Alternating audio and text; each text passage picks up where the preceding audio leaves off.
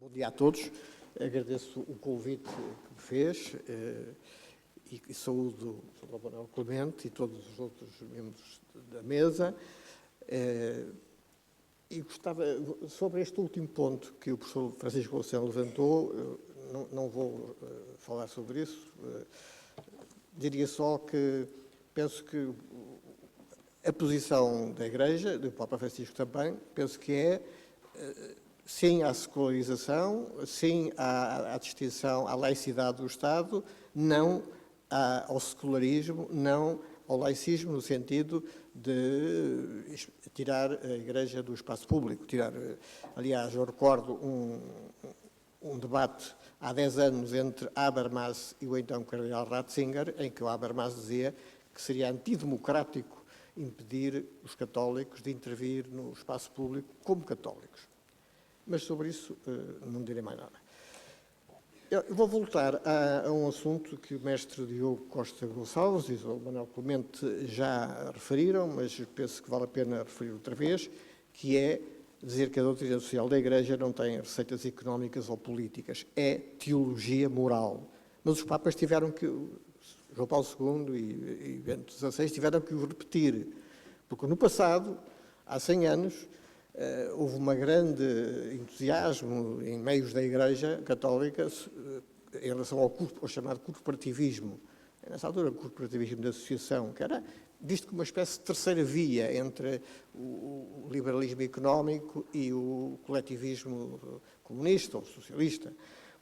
Ora bem, isso desapareceu. Isso, aliás, levou à criação de partidos católicos, até em Portugal, antes e depois, o Partido Democrata Cristão na Europa, que foi importante há 50 anos, mas hoje em dia os católicos espalham-se por vários partidos e pronto, e tudo bem.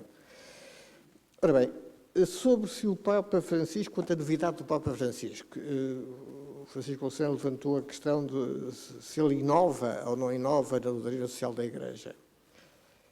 Eu digo que ele doutrinariamente não inova. Nós encontramos uma série de princípios que vêm sido afirmados desde há muito tempo, desde há 50 e tal anos, desde João 23 pelo menos. Sei lá, os limites do mercado, a preferência pelos pobres, o trabalho que deve prevalecer sobre o capital, a importância da política prevalecer sobre a economia, e nomeadamente aqui julgo que a Igreja, ao contrário do que aconteceu no século XIX, em que se atrasou em relação à questão social, agora a Igreja está, digamos, na vanguarda de lutar por uma globalização politicamente enquadrada. Eu não acredito que os Estados voltem a ter a força que tiveram no passado. São ainda importantes, com certeza, mas os Estados perdem força, até em relação aos mercados, às forças anónimas dos mercados. E por isso, desde há muito tempo, desde João 23, do Concílio, das mensagens para o Dia Mundial da Paz, 1 de janeiro, de uma sucessão de papas que começaram com Paulo VI, se tem insistido na importância de enquadrar politicamente a globalização a nível internacional. Há até uma proposta do Conselho Pontifício Justiça e Paz para o enquadramento político, para um gradual enquadramento político dos mercados mundiais, mercados financeiros mundiais. Portanto, aí a Igreja supõe que até está na vanguarda. E isto é importante, e também este Papa também fala nisso, como é evidente. Agora, o Papa é diferente, de facto. O Dr. Manuel falou que ele era argentino, que ele era da América do Sul, e isso traz uma grande diferença. Acho que o professor Francisco Louçã explicou muito bem, ou referiu muito bem, uma série de características deste Papa que o tornam atrativo, que ele desperta as pessoas, ele tem uma enorme autenticidade. Percebe-se que aquilo não é uma questão de retórica, aquilo vem de dentro, vem dele próprio, tem, pela sua vida antes e depois de ser Papa, pela maneira como vive, pela forma como comunica em linguagem simples, que não é simplista. pela clareza do discurso, como dizia o Francisco Louçã. Acho que isso é importante neste Papa. Também é importante um ponto que talvez tenha sido aqui referido indiretamente, que é a noção que ele tem da hierarquia dos valores. Ele, quando disse, estou a falar muito de questões do aborto e questões de coisa e tal, ele é contra o aborto. E não mudou nada. Simplesmente ele acha que o importante, o mais importante na fé cristã, na fé católica, é o amor e a misericórdia de Deus. E, portanto, isso deve prevalecer, é primeiro. Tem uma noção dessa hierarquia e daquilo que é mais importante do que o resto.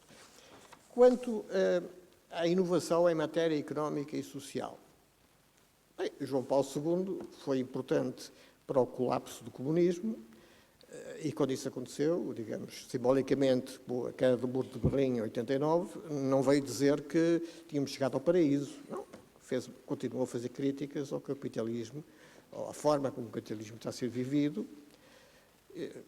Depois, Bento XVI, na Caritas in Veritate, apela, e vou ler, a uma nova e profunda reflexão sobre o sentido da economia e dos seus fins, bem como para uma revisão profunda e clarividente do modelo de desenvolvimento. Eu julgo que este apelo foi pouco ouvido, que não há, de facto, apelou a isto, onde é que estão essas reflexões, onde é que estão enfim, não digo que se fosse descobrir um novo sistema, mas acho que foi decepcionante a resposta, nomeadamente da parte de intelectuais católicos e todo o mundo. É este desafio do Papa Bento XVI, portanto, mas ele já tinha a noção de que esse sistema não era bom, que era preciso mudar. Ora bem, eu julgo que a doutrina social da Igreja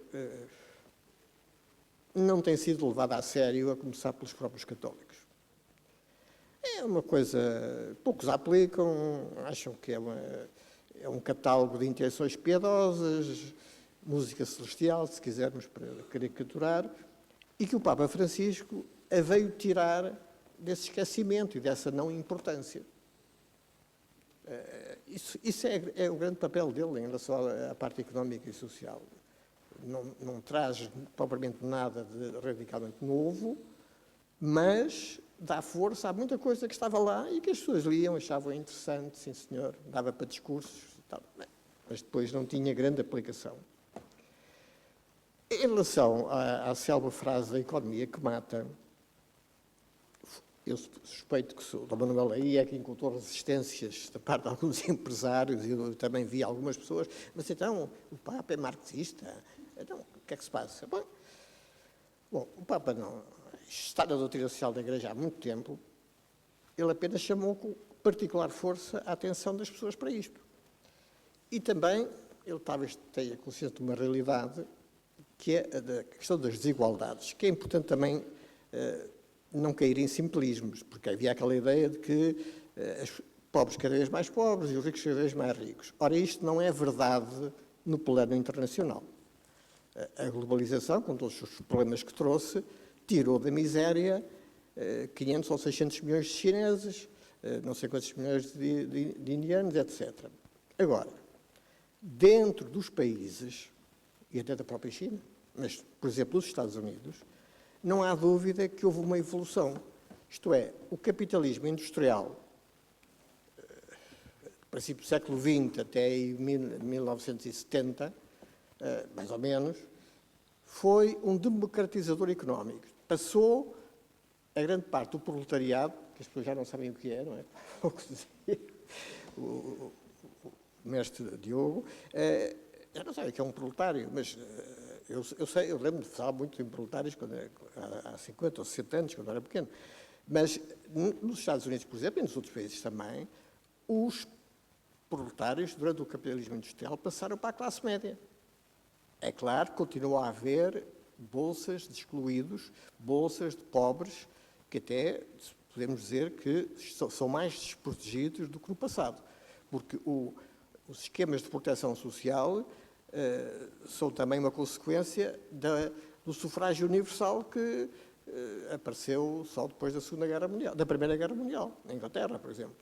E aí, naturalmente, a maioria dos eleitores queria proteção social, porque sabiam que uma doença, um desemprego ou qualquer coisa podia os levar para a miséria, e então isso os políticos foram atrás disso, e dos votos, e, portanto, avançaram com isso. Quando os pobres se tornaram marginais, nem votam, são inexistentes, os políticos esquecem-nos do sistema, porque eles não dão votos. Não é? Ora bem, mas o que se verifica a partir de 1970 é um crescimento brutal das desigualdades dentro dos países. E, nomeadamente, nos Estados Unidos, por exemplo, a classe média não melhora de vida há 40 anos. Os seus rendimentos, praticamente, em termos reais, descontando a inflação, são praticamente os mesmos de há 40 anos. Enquanto que uma pequena percentagem, às vezes fala-se de 1% da população, mas, enfim, uma pequena percentagem da população viu os seus rendimentos subirem astronomicamente. E isto é um motivo de preocupação. Porquê é que isto acontece? Bem, não é aqui a questão, o lugar para resolver isto, para tentar responder a isto, mas há um fator tecnológico muito importante. A globalização tem alguma influência, sobretudo nos ordenados dos trabalhadores menos qualificados dos países ricos, e por isso eles querem a cláusula social e querem a cláusula ambiental, enfim, querem o protecionismo em relação aos pobres, o que me parece também é uma forma de hipocrisia, mas não há dúvida que se está a cavar um fosso entre aquelas pessoas que são capazes de se mover muito à vontade nas novas tecnologias, na informática, que está a apanhar tudo, porque a informática não só vai avançar tecnologicamente tanto nos próximos anos como avançou até agora, como está a entrar em todas as atividades. Há um estudo da Universidade de Oxford que diz que nos próximos 20 anos 47% dos empregos vão desaparecer, os empregos atuais.